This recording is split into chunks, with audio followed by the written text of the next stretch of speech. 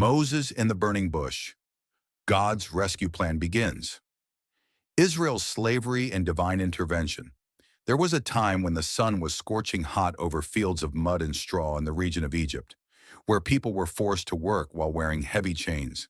It was the Israelites, descendants of Abraham, Isaac, and Jacob, who had formerly been able to live freely in Egypt during the time of Joseph, but who now found themselves in a position of servitude. In the minds of Egypt's rulers, the remembrance of Joseph had become less and less frequent. Fear arose with its absence. As the Israelites continued to grow in number, Pharaoh began to perceive dangers where none actually existed. As a result of his dread, he made them into slaves and gave the order to kill their newborn sons. They cried out in pain, moaning under the whip, building cities that they would never be able to live in, and erecting walls that only served to increase their sense of hopelessness. This continued from generation to generation. In spite of the fact that it appeared that heaven was silent, God was able to hear. The laments of his people did not go unheard because they were not in vain. In the midst of the night, every tear, every sigh, and every plea that was whispered reached him. He observed it. It was his vow that he recalled. He was aware. However, before the bonds could be broken, he would first elevate a man to the position of leader. A guy who had been a member of the Pharaoh's household in the past. It was not always the case that Moses was a shepherd. When he was a young child, his mother, who was in a difficult situation, had placed him in a basket and sent him adrift on the Nile in order to avoid the death decree issued by Pharaoh. That minuscule vessel, which was being directed by unseen hands, floated directly into the arms of the daughter of the Pharaoh. She adopted him and brought him up in the palace as if he were her own child. Moses was raised in a lavish environment and had an education that included all of Egypt's knowledge. Nonetheless, he was unable to forget who he truly was.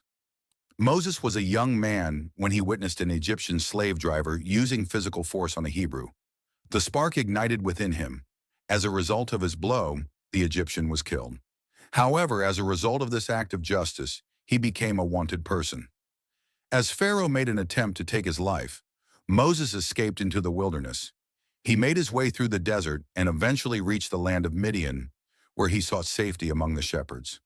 During his time there, he wed Zipporah, the daughter of Jethro, and established a peaceful existence for himself, far away from the clamor of Egypt. Days turned into years as time passed. The commotion that was coming from the palace was replaced by the hot breezes of the desert. After a considerable amount of time, his royal garments had been replaced by the dusty cloak of a herdsman. It appeared that the fire that had been burning in his heart had begun to go out. After that, the day arrived when everything was different. It started out just like any other. As Moses led his sheep through the wilderness, they got closer and closer to Mount Horeb, which is known as the Mountain of God. In the midst of the shimmering heat of the desert, however, he came upon a peculiar sight, a bush that was ablaze with fire, but it was not burnt all. Even though the flames were dancing, the leaves did not catch fire. The branches did not break in any way. Moses moved closer, drawn in by his sense of amazement. The voice was heard by him at that moment. It was a voice that came from within the flames that screamed out, "Moses, Moses!" After being startled, he responded, "Here I am. This is what the voice told me to do. Do not come any closer. As you stand here, you should remove your sandals, because the spot you are standing on is sacred ground." Moses went completely still. Taking off his sandals and bowing low, he did so since he was aware that this was not a typical voice. "I am the God of your father, the God of Abraham, the God of Isaac, and the God of Jacob," was the statement made by God. Moses covered his face as he listened to these remarks. He was afraid to glance across at God. After that, words emerged that penetrated much further than fire. "Yes, I have witnessed the suffering that my people have endured in Egypt. Due to the fact that I have heard them wailing because of their slave drivers, I am concerned about the agony that they are experiencing. In order to save them and to bring them out of that land and into a land that is good and vast, filled with milk and honey, I have come down to save them." While he listened, Moses' heart was racing. "My people, the Israelites, are being brought out of Egypt by you, and I am sending you to Pharaoh to do it." His heart came to a halt. Who is he? Is it a shepherd, Someone who is on the run? Something about a man who had previously fled from that precise location? At this moment, it appeared as though the fire of the bush was burning within his chest, but not with bravery, but with terror. Moses asked, "Who am I to go to Pharaoh and bring the Israelites out of Egypt?"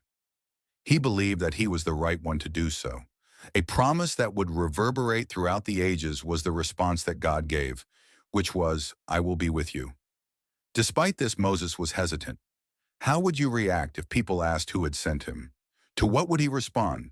The response that God gave was a name that was so holy and so unfathomable that it caused the world to shake with its significance. I am who I am.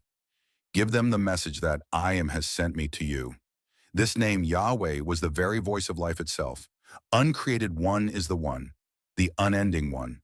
This is the God who has always been, who is always, and who will always be.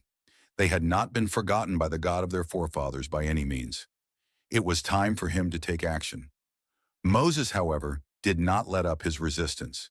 Specifically, he inquired, "What if they don't believe me?"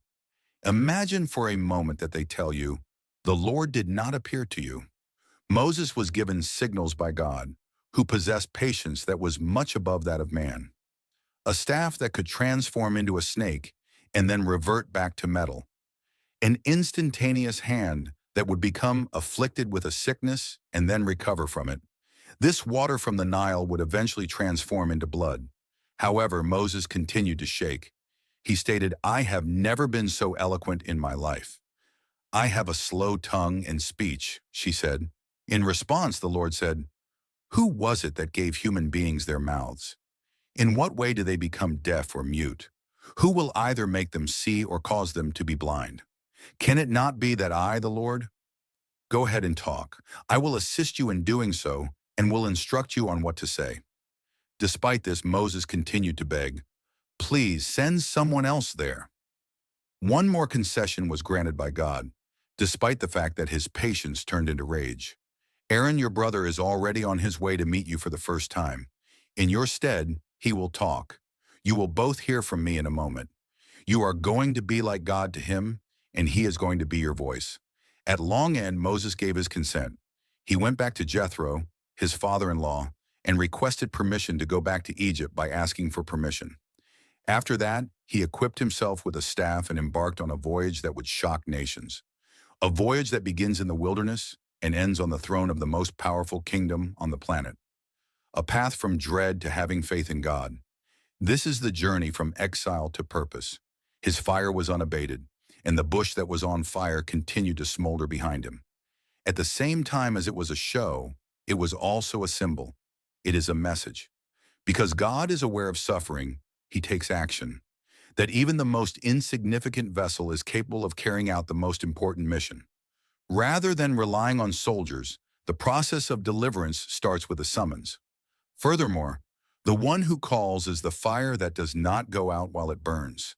And so the rescue operation got underway. Thanks for watching. Don't forget to like and subscribe to our YouTube channel.